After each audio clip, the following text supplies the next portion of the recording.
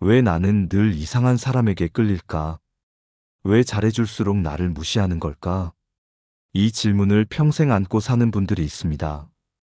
마음이 따뜻해서, 사람을 함부로 판단하지 못해서, 끝까지 믿어주려다 결국 상처만 남기는 사람들이죠. 오늘은 그런 분들께 꼭 드리고 싶은 이야기입니다. 정약용 선생은 이런 말씀을 남겼습니다. 함께할 사람은 3번을 보라. 말과 행동, 그리고 그 말과 행동이 일치하는지를 보라. 우리는 살면서 수많은 사람을 만나지만 그 중에는 절대로 어울리면 안 되는 사람이 있습니다. 하늘이 두 쪽 나도, 내 마음이 외로워도 그들과는 거리를 두어야 하는 이유가 있습니다. 그 사람들은 처음엔 늘 다정합니다. 말은 따뜻하고 나를 이해해주는 듯합니다. 하지만 시간이 조금만 지나면 그 다정함이 의무로 바뀌고 그들의 태도는 요구로 변합니다. 처음엔 내가 뭘 잘못했나 싶습니다. 그래서 더 잘하려 했습니다. 하지만 이상하게도 잘해줄수록 나를 무시하고 배려할수록 더 차갑게 굴죠. 이럴 때 많은 분들이 스스로를 탓합니다. 내가 좀 더 이해했어야 했나? 그 사람도 사정이 있겠지. 하지만 아닙니다. 당신이 나쁜 게 아니라 당신이 지나치게 좋은 사람이었던 겁니다. 이 세상에는요, 좋은 사람을 이용하는 사람도 존재합니다. 그들은 자신의 부족함을 감추기 위해 남의 따뜻함을 흡수하며 버팁니다. 당신의 선의와 인내는 그들에게 연료가 됩니다. 정약용은 이렇게 경고했습니다. 남의 마음을 시험하는 자와는 벗하지 말라. 왜냐하면 그런 사람은 끝내 당신의 진심을 소모품처럼 다 써버리기 때문입니다. 사람을 만나면 우리는 좋은 면을 보려 합니다. 그건 인간의 본성입니다. 하지만 진짜 현명한 사람은 좋은 면이 아니라 일관된 면을 봅니다. 오늘 다정하더니 내일 무시하고 그 다음날 또 미소 짓는다면 그건 착한 게 아니라 계산된 친절입니다. 그런 사람과 오래 함께하면 어떻게 될까요? 처음엔 따뜻했는데 나중엔 자신이 점점 작아집니다. 존중받지 못하고 존재감이 사라지고 언제부턴가 내가 틀렸나라는 착각에 빠집니다. 이런 관계는 늦게 끊을수록 후회가 큽니다. 왜냐면 상대는 당신의 죄책감까지 이용하기 때문이에요. 내가 그렇게 나쁜 사람인가? 그래, 내가 너무 예민한가 보다. 이런 생각이 들기 시작하면 이미 그 관계는 균형을 잃은 겁니다. 정약용은 말했습니다. 부드러움 속에 칼날이 숨어 있는 자를 경계하라. 겉으로는 웃지만 속으로는 이익을 계산하는 사람. 그들은 결국 나의 시간을 빼앗고 내 마음의 평화를 파괴합니다. 사람을 가려야 합니다. 그건 차별이 아니라 생존의 지혜입니다. 하늘이 두 쪽 나도 나를 함부로 대하는 사람과는 멀어져야 합니다. 그건 미움이 아니라 자기 보존의 선택입니다. 사람을 잘못 만나면요, 인생이 뒤틀립니다. 하지만 사람을 잘 만나면 인생이 피어납니다. 결국 우리의 평화는 누구와 함께 하느냐에 달려 있습니다. 혹시 지금 떠오르는 얼굴이 있나요? 한때는 고마웠는데 이젠 만날수록 피곤한 사람. 그 사람이 바로 정약용이 말한 함께하면 안 되는 사람일 수 있습니다. 좋은 관계는 편안함을 줍니다. 나쁜 관계는 의심과 불안을 줍니다. 그 차이를 느꼈다면 더 이상 이유를 찾지 말고 거리를 두세요. 그게 당신이 평온하게 늙어가는 첫걸음입니다. 이 이야기가 마음에 닿는다면 그건 당신 안에 이미 지혜의 눈이 있다는 뜻입니다. 그 눈으로 이제부터는 사람을 보세요. 겉모습이 아니라 그 사람의 일관성을요. 그게 바로 정약용이 말한 사람을 보는 첫 번째 기준입니다. 함께하면 안 되는 사람의 두 번째 특징은 항상 자신이 옳다고 믿는 사람입니다. 정약용 선생은 이렇게 말했습니다. 자기 말만 옳다 하는 자는 이미 어리석음을 드러낸 자다. 이 짧은 한 문장 속에는 인간관계의 본질이 숨어 있습니다. 우리가 누군가와 관계를 맺을 때 가장 중요한 건 소통입니다. 그런데 소통이 막히는 이유는 단순합니다. 듣지 않기 때문입니다. 그들은 당신의 말을 들을 생각이 없습니다. 당신의 감정보다 자신의 주장이 더 중요하기 때문이죠. 처음엔 이런 사람을 자기 주장이 강한 사람이라 생각합니다. 하지만 시간이 지나면 깨닫게 됩니다. 그건 확신이 아니라 고집이었다는 걸요. 그리고 그 고집은 어느 순간 당신의 자존심과 존엄을 조금씩 갉아먹습니다. 이런 사람과 대화를 하면 결국 당신이 미안하다고 하게 됩니다. 왜냐면 그들은 절대 사과하지 않기 때문입니다. 그들의 머릿속에는 내가 틀렸을 수도 있다는 생각이 없습니다. 그래서 결국 관계는 논리의 싸움이 아니라 지배의 싸움이 되어버립니다. 정약용은 인간의 어리석음을 누구보다 잘 알았습니다. 그는 이렇게 기록했습니다. 사람은 자신이 보고 싶은 것만 보고 듣고 싶은 것만 듣는다. 고집스러운 사람은 세상을 편견의 렌즈로 봅니다.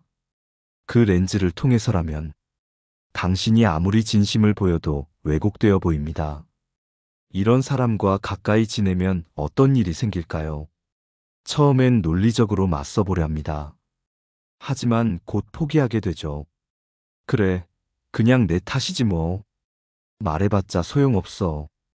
당신은 점점 침묵하게 되고 결국 마음의 문을 닫습니다. 그때부터 관계는 서서히 무너집니다. 겉으로는 유지되지만 속은 이미 타버린 상태죠. 당신의 내면은 피로해지고 상대는 오히려 자신이 옳다고 확신합니다. 이것이 바로 고집의 늪입니다. 정약용은 이런 사람을 멀리하라고 말했습니다. 자기 말이 옳다 하는 자는 남을 가르치려 드나 스스로 배우려 하지 않는다. 그렇습니다. 배움이 없는 사람은 결국 멈춰있는 사람입니다. 그리고 멈춰있는 사람 곁에 오래 머무르면 당신의 삶도 함께 멈춰버립니다. 그들은 끊임없이 주변 사람을 평가합니다. 저 사람은 부족해.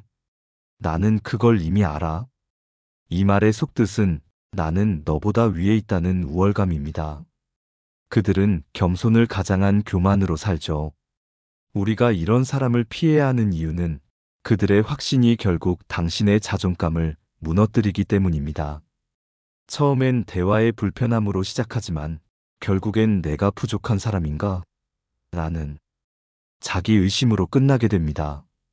정약용은 이런 관계를 이렇게 정의했습니다. 교만은 관계의 무덤이요, 겸손은 관계의 씨앗이다. 겸손한 사람 곁에 있으면 내 마음이 자랍니다. 하지만 교만한 사람 옆에 있으면 내 마음이 시듭니다. 고집스러운 사람은 자기 세계 속에 갇혀 삽니다. 그 세계는 단단해 보이지만 사실은 불안합니다.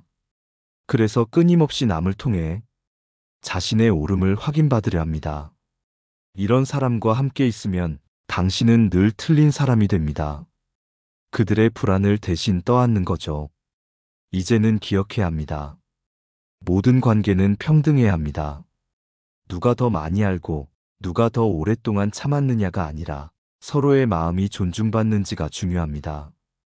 만약 당신이 누군가와 있을 때 항상 말이 막히고 내 의견을 꺼내기가 두렵다면 그 관계는 이미 건강하지 않습니다. 그 사람은 정약용이 말한 함께하면 안 되는 사람 중 두 번째 부류입니다. 고집은 지혜의 반대말입니다. 그리고 당신의 마음을 닫게 만드는 사람은 결국 당신의 인생에서 벗어나야 할 사람입니다. 정약용은 마지막으로 이렇게 남겼습니다. 지혜로운 이는 듣고 배우며 어리석은 이는 말로 가르치려 한다. 당신 곁에 남을 자는 당신의 말을 들어주는 사람이어야 합니다. 세상은 말 잘하는 사람보다 잘 들어주는 사람 덕분에 평화로워집니다. 오늘은 그 말을 꼭 기억하세요. 듣지 않는 사람과는 하늘이 두 쪽 나도 함께하지 말라. 세 번째로 절대 함께하면 안 되는 사람은 감정을 조종하는 사람입니다. 정약용 선생은 이렇게 남겼습니다. 말을 빚어 남의 마음을 흔드는 자를 경계하라. 이 말은 200년이 지난 지금 들어도 마치 오늘 우리를 향한 경고처럼 들립니다. 감정을 조종하는 사람은 늘 교묘합니다. 그들은 직접적인 폭력 대신 감정의 줄을 당겨서 상대를 움직입니다. 처음엔 당신이 편하게 느끼게 합니다. 마치 모든 걸 이해해 줄 것처럼 다가오죠. 하지만 조금만 지나면 그들의 다정함은 통제의 도구로 변합니다. 그들은 이런 말을 자주 합니다.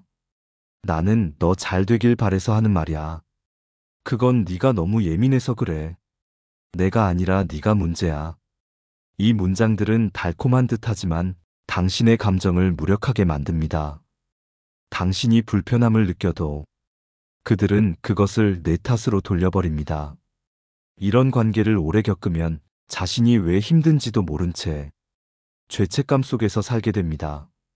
정약용은 이런 사람을 마음의 도둑이라 했습니다. 그들은 당신의 생각을 훔치고 당신의 판단력을 마비시킵니다. 결국엔 당신이 그들의 감정에 맞춰 살아가게 되죠. 감정 조종자는 처음엔 늘 착합니다. 겉으로는 배려하고 걱정해주는 척하지만 그 안에는 통제의 욕망이 숨어 있습니다. 그들은 당신이 자신을 떠날까봐 끊임없이 불안해합니다. 그래서 칭찬과 비난을 번갈아 사용하죠. 칭찬으로 묻고 비난으로 길들입니다. 처음에는 역시 너밖에 없어 라고 하던 사람이 조금만 당신이 자기 뜻대로 움직이지 않으면 너도 결국 다 똑같구나 라고 말합니다. 이런 말을 반복해서 들으면 당신은 착한 죄인이 되어갑니다. 늘 미안하고 늘 불안하죠. 자신의 감정보다 상대의 눈치를 먼저 보게 됩니다. 그리고 어느 순간 당신의 인생이 그 사람의 감정 날씨에 따라 바뀌게 됩니다. 정약용은 이런 관계를 이렇게 표현했습니다. 사람이 마음을 빼앗기면 그의 자유도 함께 빼앗긴다. 그렇습니다.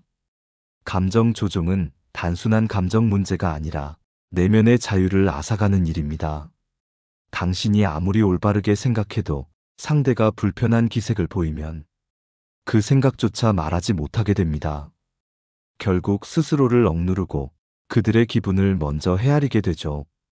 이게 바로 조종당하는 관계의 전형적인 형태입니다. 노년기에 이런 사람을 곁에 두면 정신이 지칩니다. 몸보다 마음이 더 피로해집니다. 저 사람 때문에 내가 늙는 기분이야. 라는 말이 나올 정도로 삶의 활력이 사라집니다.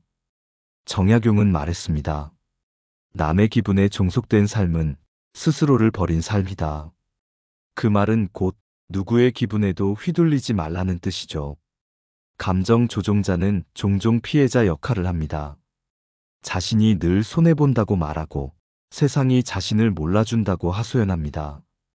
당신은 그 말을 듣다 보면 내가 더 잘해줘야겠다는 마음이 듭니다. 하지만 그때부터 이미 그들의 연극에 초대된 겁니다. 그들은 당신의 착함을 이용합니다.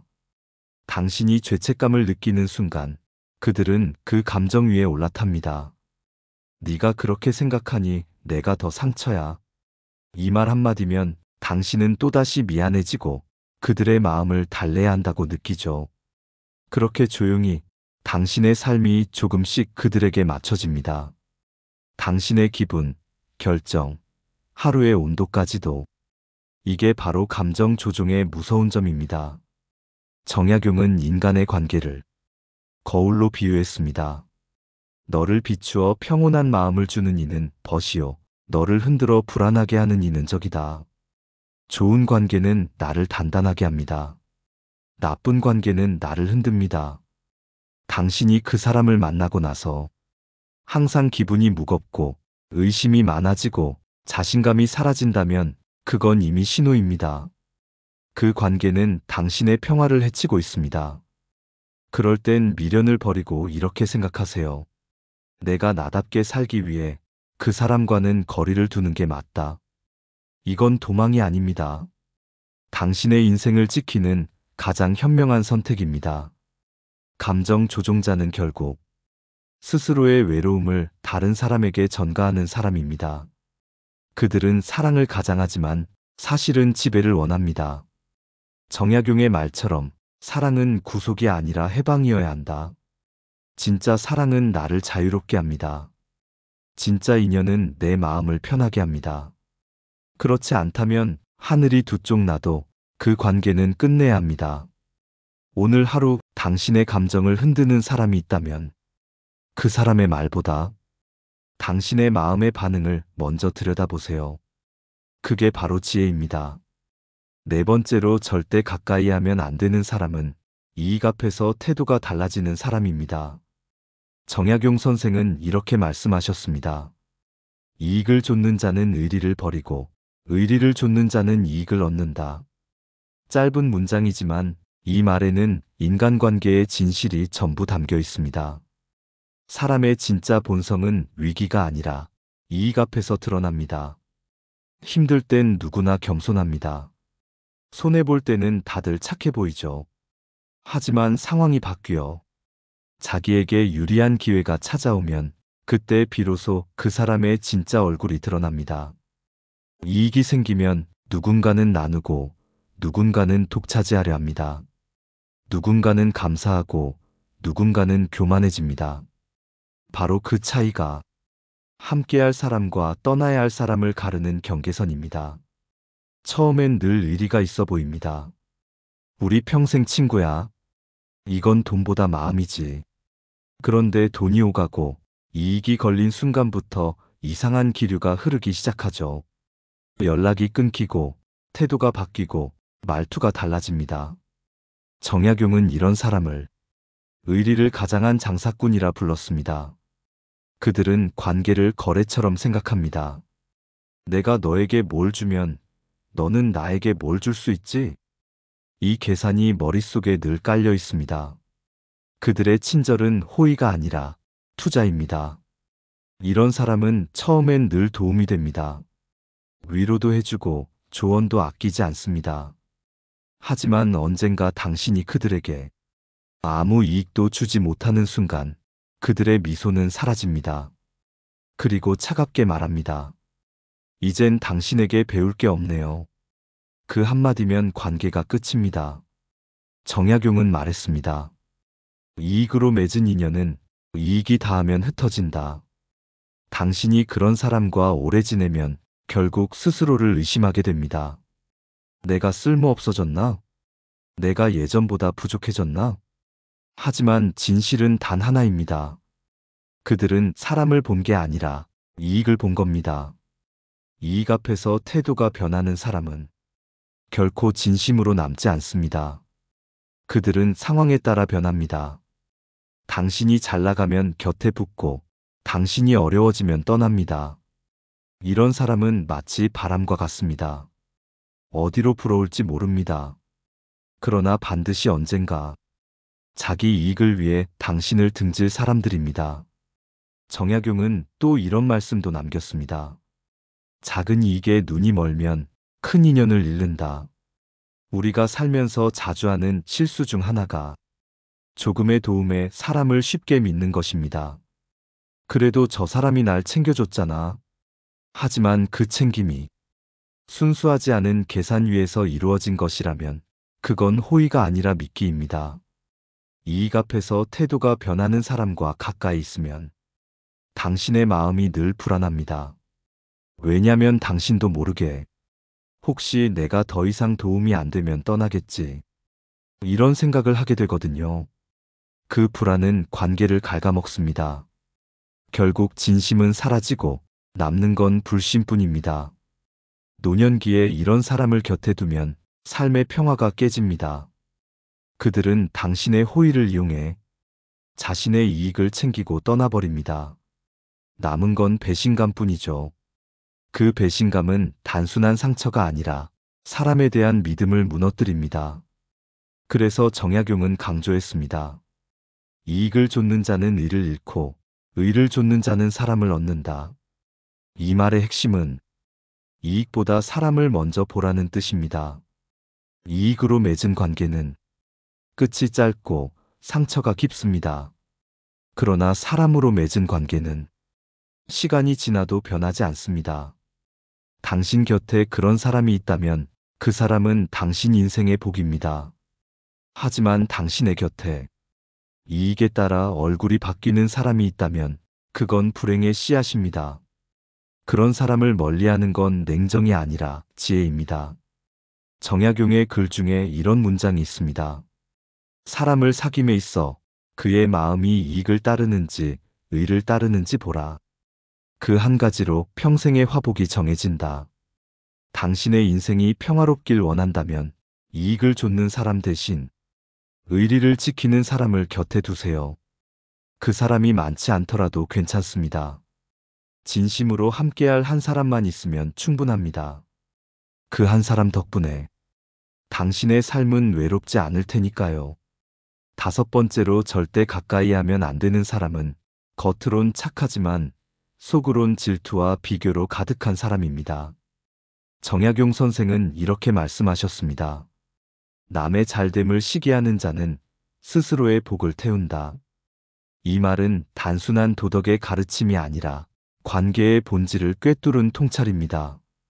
우리는 종종 착해 보이는 사람을 믿습니다. 겉으로 상냥하고 말을 부드럽게 하고 늘 고개를 끄덕이며 맞장구를 쳐주니까요. 하지만 정약용은 이런 사람들 중에도 가장 경계해야 할 부류가 있다고 했습니다.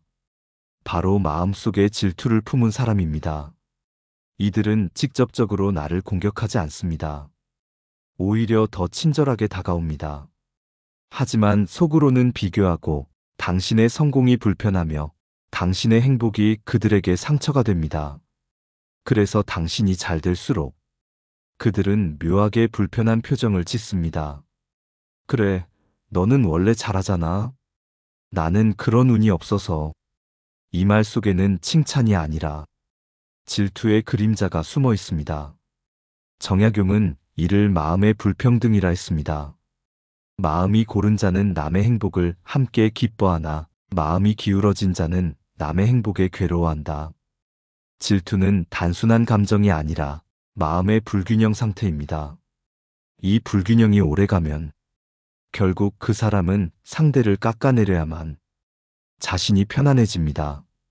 그들은 칭찬하는 척하며 당신을 낮춥니다. 넌 요즘 너무 바빠서 사람이 변했어. 좋겠다. 나는 그런 기회도 없는데. 이런 말은 당신의 기쁨을 무디게 만듭니다. 결국 당신은 기쁜 일도 조심해야 하는 사람이 됩니다. 노년에 이런 사람을 곁에 두면 삶이 점점 어두워집니다. 좋은 일도 마음껏 기뻐하지 못하고 작은 자랑도 삼가게 됩니다. 왜냐면 그들이 불편해할 걸 알기 때문이죠. 그렇게 조금씩 당신의 행복은 타인의 눈치를 보느라 작아집니다. 정약용은 경계했습니다. 남의 잘됨을 축하하지 못하는 자는 그 자신이 불행을 부른다. 질투는 독처럼 천천히 번집니다. 처음엔 상대의 행복을 불편해하다가 나중엔 그 행복을 무너뜨리고 싶어집니다. 그건 악의가 아니라 자신이 뒤처졌다는 불안 때문입니다. 이런 사람은 관계 속에서 늘 비교합니다. 그 사람은 자식이 더 잘 됐지. 나는 아직 이것밖에 안 됐네. 그리고 그 비교의 끝은 결국 자신을 괴롭히는 일로 돌아옵니다. 질투는 상대를 망치는 게 아니라 스스로를 갉아먹는 병이기 때문이죠. 정약용은 이렇게도 말했습니다. 타인의 복을 시기하는 마음은 자기 복이 머물 자리를 없앤다. 질투하는 사람 곁에 있으면 당신의 복도 머물지 못합니다. 왜냐면 그들의 기운이 당신의 평화를 흔들기 때문입니다. 이런 사람과의 관계는 겉으론 잔잔하지만 속은 늘 긴장돼 있습니다. 당신이 뭘 해도 편하지 않습니다. 도와줘도 부담스러워하고 성공해도 서운해하고 심지어 힘들다고 말해도 그래도 넌 괜찮잖아 라며 당신의 슬픔조차 비교해버립니다. 그들은 타인의 고통마저도 경쟁의 기준으로 삼습니다.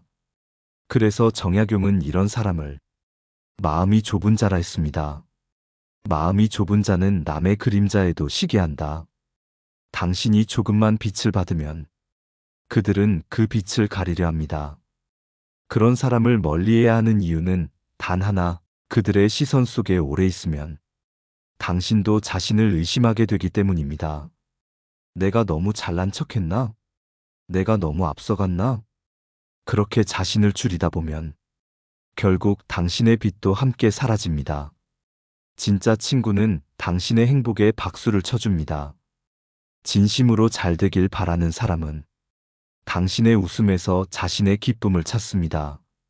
하지만 질투하는 사람은 당신의 웃음 속에서도 불편함을 느낍니다. 그 차이가 바로 정약용이 말한 인간의 깊이입니다. 노년의 지혜란 이런 사람을 미워하지 않되 멀리할 줄 아는 것입니다. 그들을 바꾸려 하지 말고 그들의 감정 속에 끌려들지 마세요. 그저 조용히 거리를 두면 됩니다. 그게 당신의 평화를 지키는 가장 고요한 방법입니다. 정약용은 마지막으로 이렇게 남겼습니다. 마음이 좁은 자와는 웃지 말라. 그 웃음마저 독이 된다. 당신의 웃음이 독이 되는 사람, 그 사람은 결코 벗이 될 수 없습니다. 그런 인연은 버려야 복이 들어옵니다. 6번째로 절대 가까이 하면 안 되는 사람은 말은 좋지만 행동이 따르지 않는 사람입니다. 정약용 선생은 이런 말씀을 남겼습니다. 입으로 의리를 말하되 행동으로 어기면 그 말은 허공의 먼지와 같다. 이 말은 사람을 판단하는 가장 명확한 기준이기도 합니다.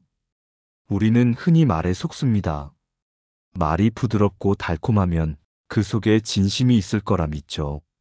하지만 세상엔 말로만 사랑하고 말로만 의리를 지키는 사람들이 많습니다. 그들은 말로 위로하지만 정작 당신이 넘어졌을 때는 가장 먼저 등을 돌립니다. 처음엔 다정한 말로 마음을 얻습니다. 언제든 도와줄게. 넌 혼자가 아니야. 하지만 막상 손을 내밀면 그들은 핑계를 대죠. 요즘 나도 좀 바빠서. 그땐 그런 뜻이 아니었어. 정약용은 말했습니다. 말은 사람의 거울이요, 행동은 사람의 그림자다. 말이 아무리 아름다워도 그 그림자가 일그러져 있다면 그건 진심이 아닙니다. 이런 사람은 당신을 혼란스럽게 만듭니다. 한때는 믿음직해 보이지만 결정적인 순간엔 사라지기 때문입니다. 당신은 늘 그들의 말과 행동 사이에서 답을 찾으려 했습니다. 왜 저 사람은 말과 다를까? 내가 뭘 잘못 들었나? 그 의문이 쌓이면 결국 당신은 사람을 믿지 못하게 됩니다. 정약용은 이런 이중성을 가면의 인연이라 불렀습니다. 겉으로 웃으나 속으로 계산하는 자, 그의 말은 신의가 아니라 수단이다. 이런 사람의 언어는 신뢰를 위한 다리가 아니라 이익을 위한 도구입니다. 그들은 좋은 말을 하면서 자신이 손해보지 않을 길을 이미 계산하고 있죠.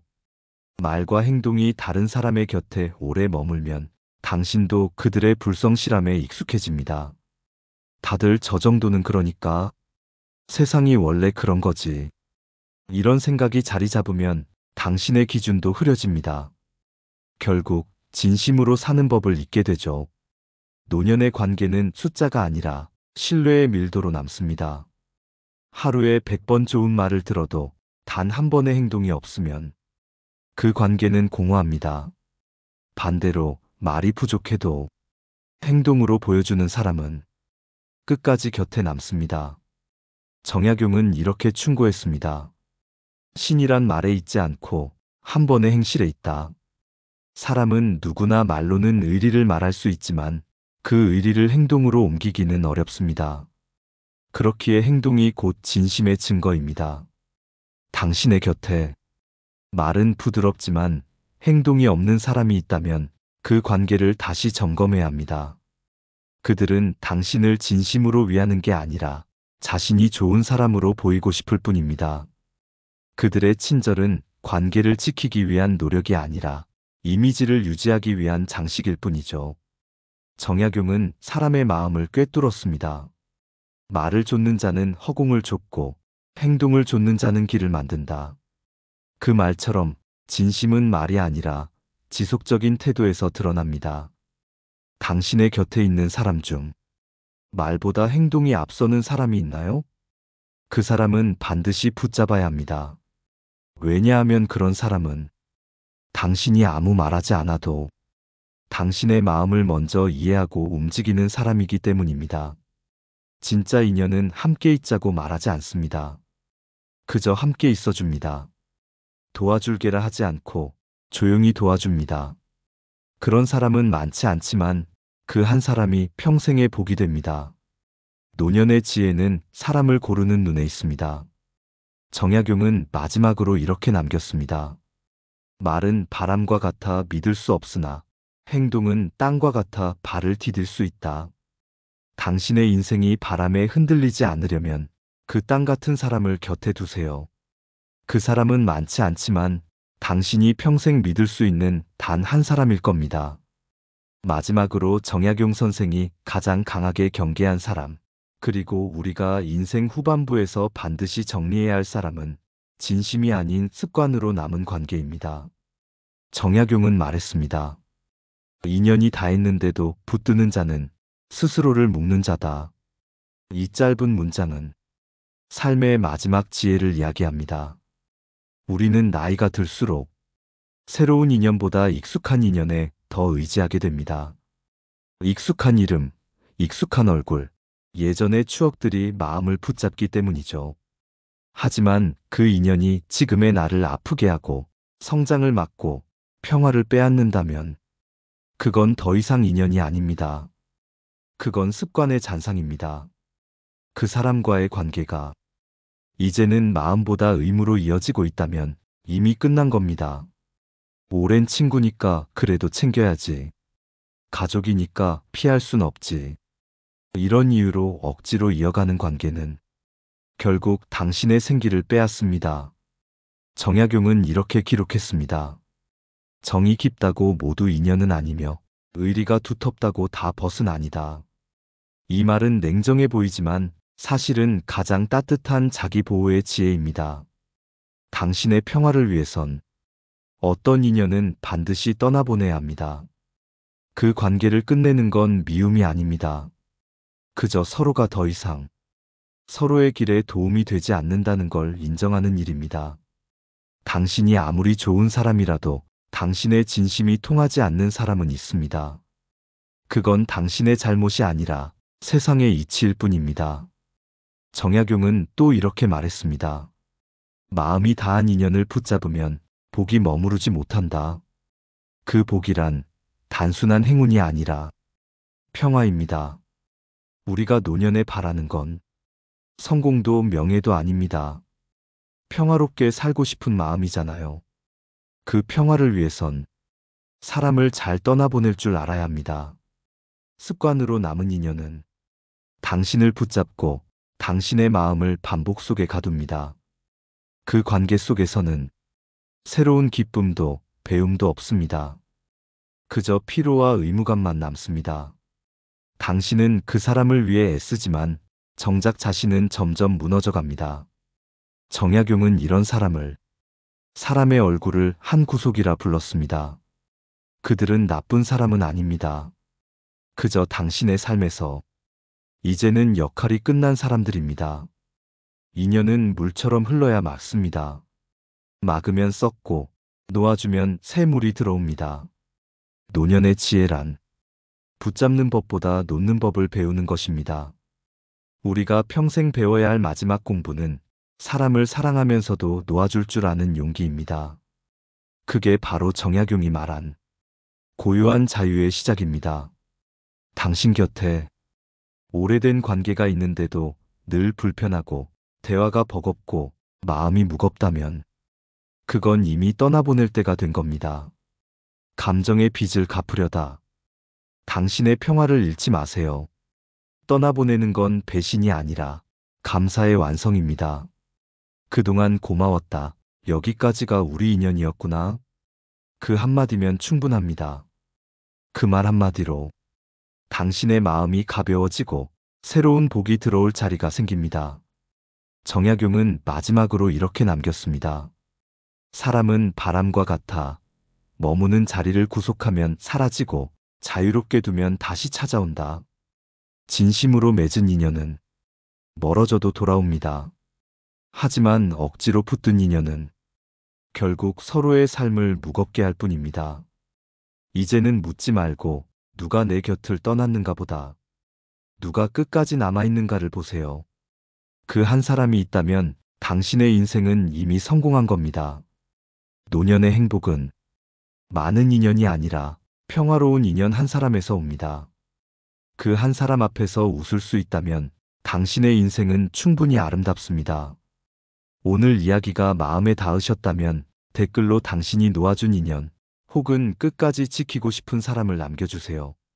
그 고백이 또 다른 이에게 지혜의 빛이 될지도 모릅니다. 당신의 평화로운 하루를 응원합니다. 지금까지 지혜의 숲이었습니다.